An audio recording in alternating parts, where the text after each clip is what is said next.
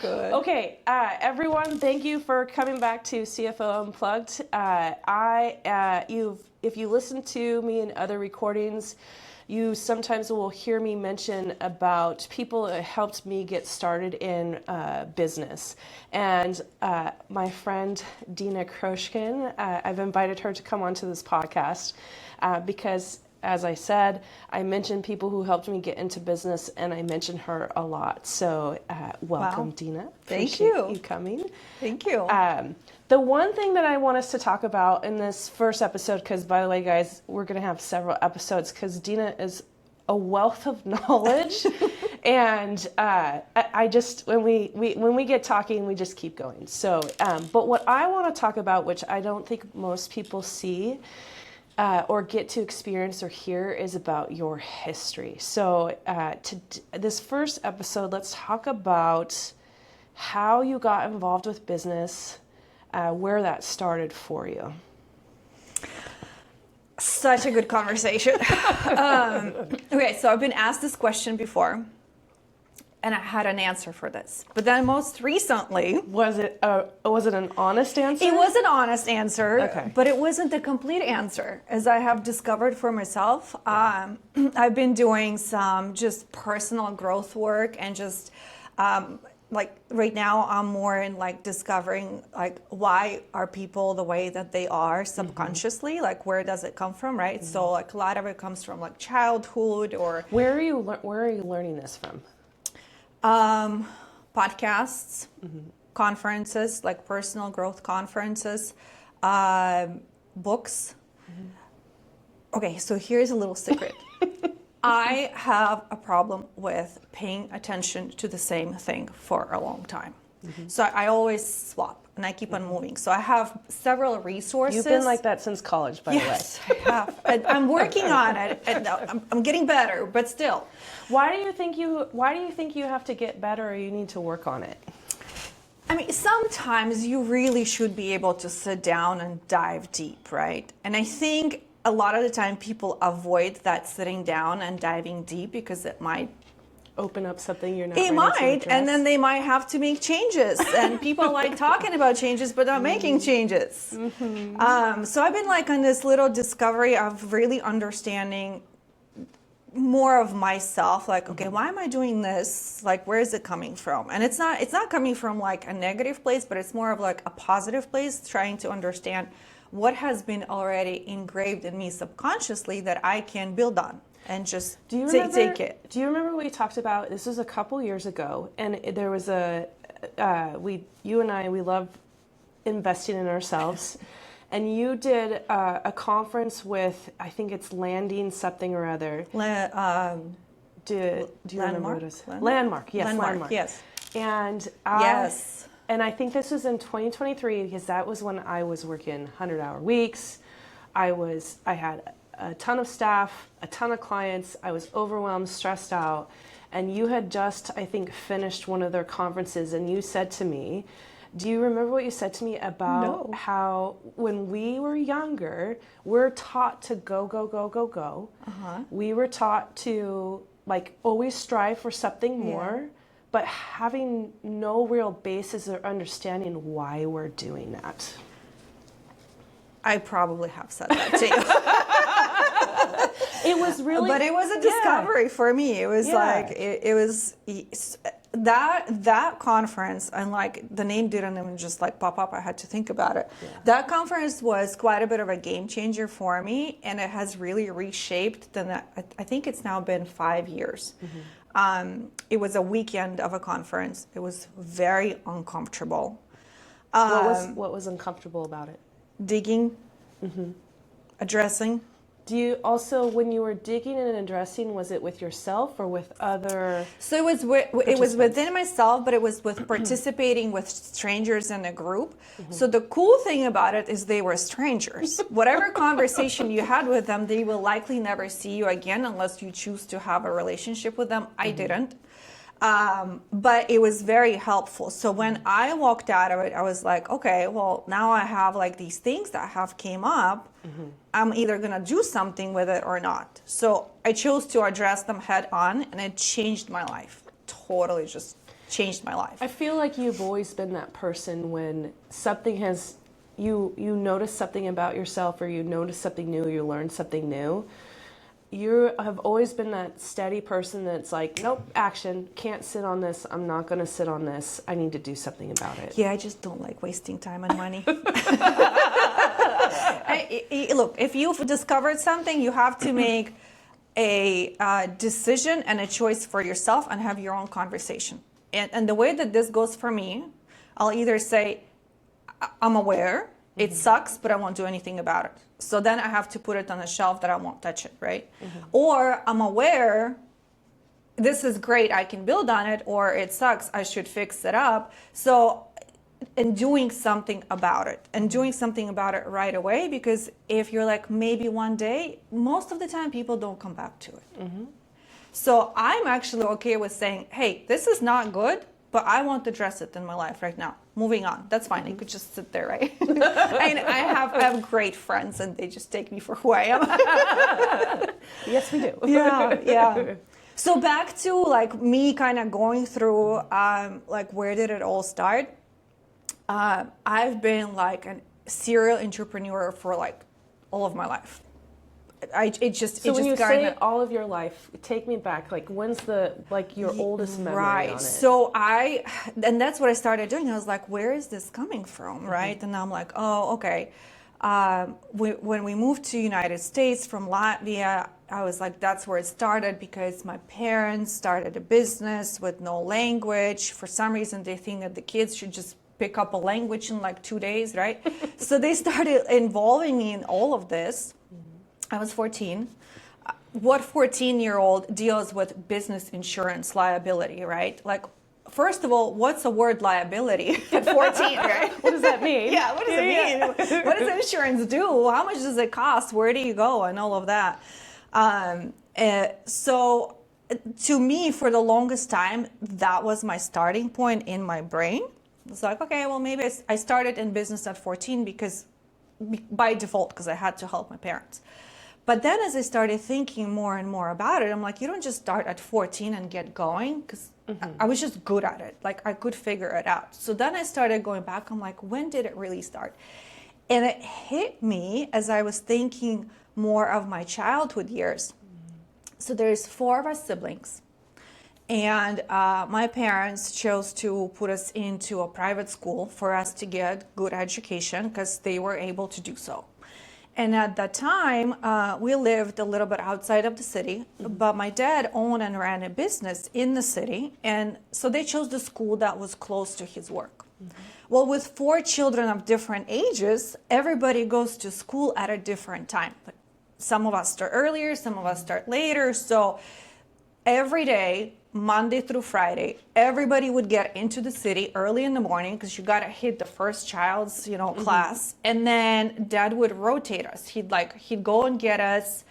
And he had an opportunity where he had a big office, and we could either go and play inside, play outside. It was just a setting that he was able to provide. Well, all of my siblings were normal children. They were doing all the children stuff, right? Like, if we're waiting for the rest of us, they were playing and doing whatever they were doing, either a video game or outside.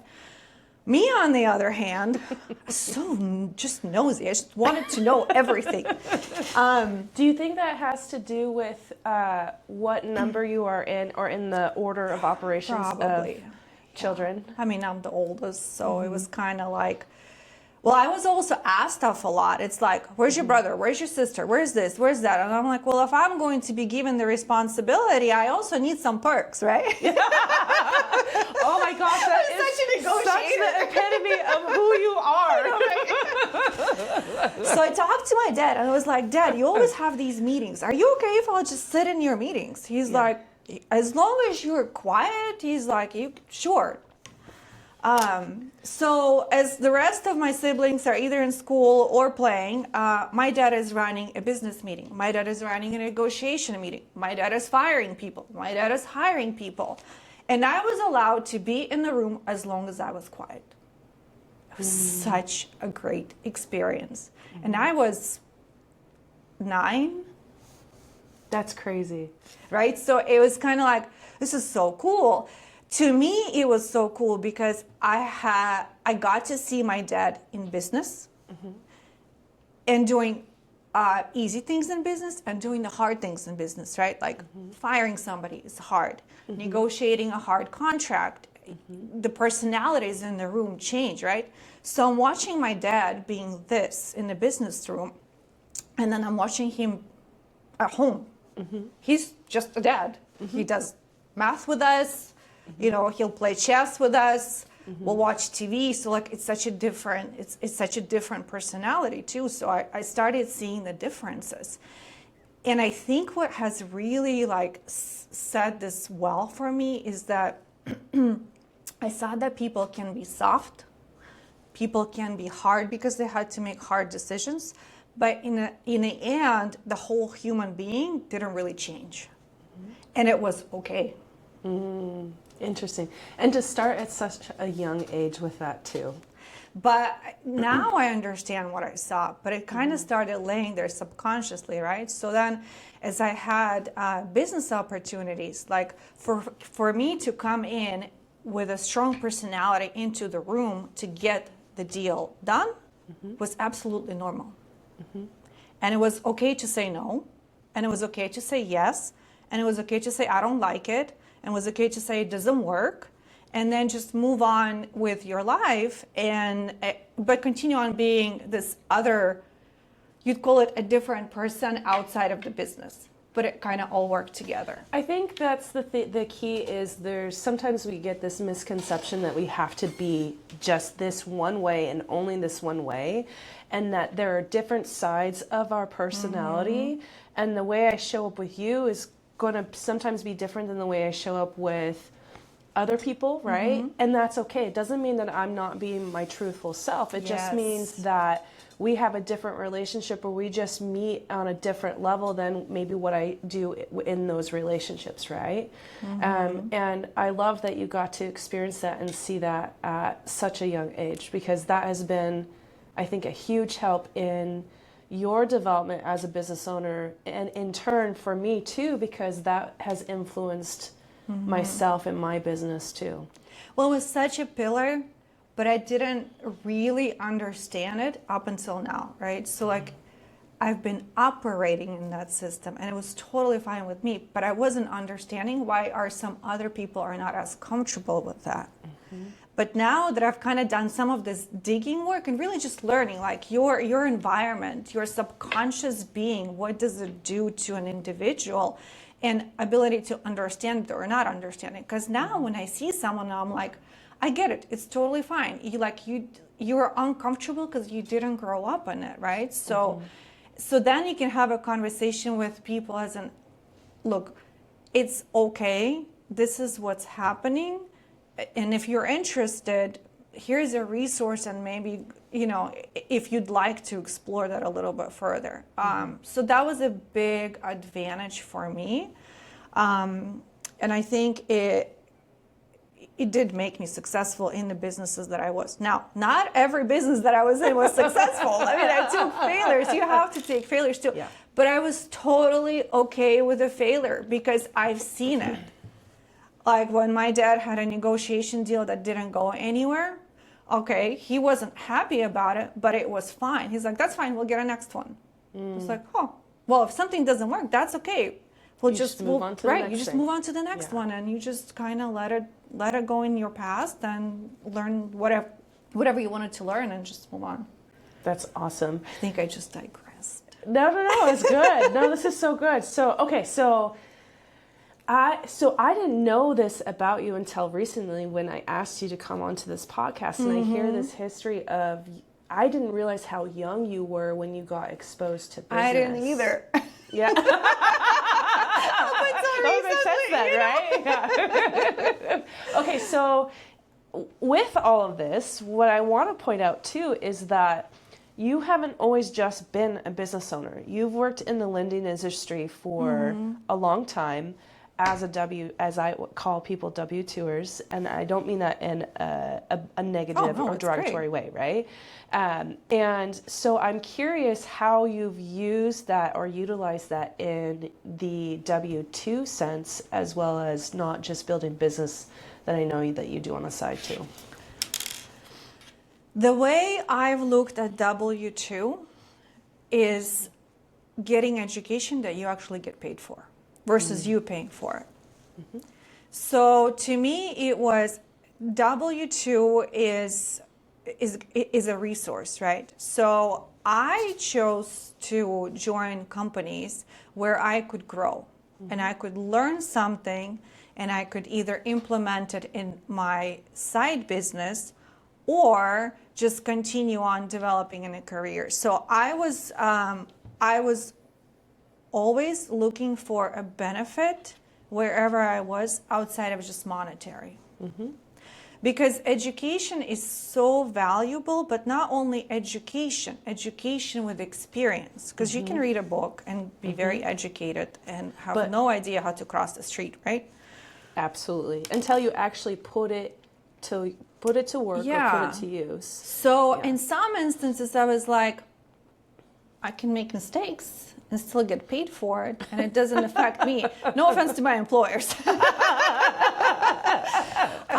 But I was also very fortunate to have fantastic mentors throughout my W-2 career. Now, did you seek those mentors out? Of course. You always have to seek your mentors out. They're not going to come to you and say, hi, I'd like to mentor you.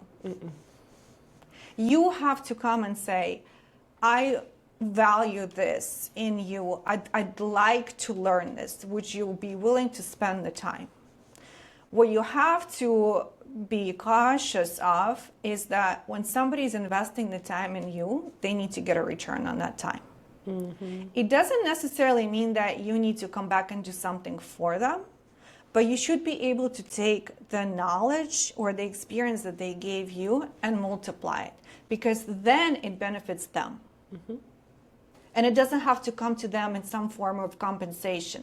But if you are taking that and you have grown and then you've passed it down, or you've done something great, or you've done something good for the company and you developed a new product line, which, you know, I've done several times throughout my career. That's where they get value, you get value, everybody wins. And maybe the mistakes that you have done for your employer, because I've also done those, you paid them back with something that you have developed back for the company. And sometimes you don't get monetary compensation for it. And that's totally cool. You might not get it here, but if you do it right, you'll get it done next one. So let's now fast forward to today. And how are you involved in business today? What is it that you're focused on and that you're working to grow on or grow in? I go through phases in my life. So I'll pick a project, and that's kind of like where the new business idea comes in. So right now, my passion slash project slash business and income is helping business owners really utilizing their business for their own personal benefit and for the benefit of their family and their legacy. And it's so interesting that people are just not thinking about a business. And you talk about it a lot, like, is the business providing the lifestyle that you want? It's not just a job, or it's not just a way of making ends meet or maybe have resources in your life, but like, is it providing the lifestyle that you want, right? And I would say not just today, but for the future. For the future, yeah, like where are you going with that? So through my lending work, I've seen a lot of business plans. I've seen a lot of businesses. I've seen their financials. I've seen them succeed or fail or be somewhere in between. And as a lender, and this is where the education piece goes in, right? Like I spent 20 years in lending.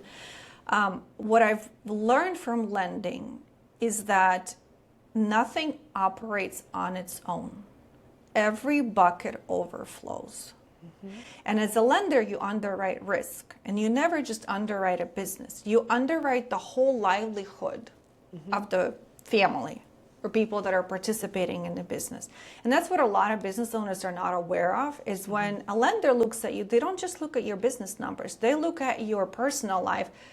Are you overspending? Are you underspending? Are you just wasting time and money where the money is sitting and not growing? Like, what are you doing with all of it? Yeah, I think I call it the 5 C's, and one of those is character. They are looking at your character.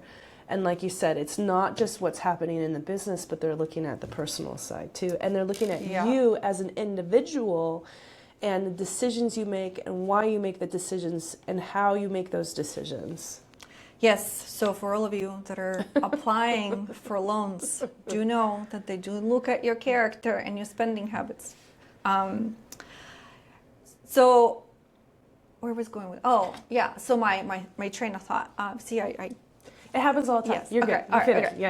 Yeah. So what I've noticed is that people have resources, but because they are separating them in different buckets, they are not putting the best use of their dollar, which is a hard-earned dollar, right? Every business owner works hard. They don't just go to work 8 to 5. They work 24/7. They're thinking about their business all the time. And then seeing that the dollars that they have earned are not being multiplied because they're so busy to go get that education because they are running their business. They have to concentrate on that. I always say this. Business owners, they're wearing 17 different hats and they're being pulled in multiple different directions. And this is where it's important that we hire people, the experts in these different areas to help us. And that I know, I think this is a good stopping point, and this will lead into our next episode where I want to dig into how you're helping business owners build and think about managing their money and how to build that for this lifestyle that you're saying. Because you have, I know we talked about it the other day, it's a lot of information, but it's very good information if you, again, are a business owner and you're looking at, okay, I'm making this money, but how do I keep this money? Yeah. How can I keep as much of this money as I can, as especially thinking about exit strategies and long-term retirement at some point. I do say a lot of business owners are kind of I'm always going to work. Well, we're not going to necessarily want to work how we're working today, but we want to make sure that we're putting our money to the best use that it can. So thank you, Dina. And for those that want to find out more about how to put your money to the best use, come on to the next one. Come on to the next one. Yeah, perfect. Thanks, Dina. Thank you.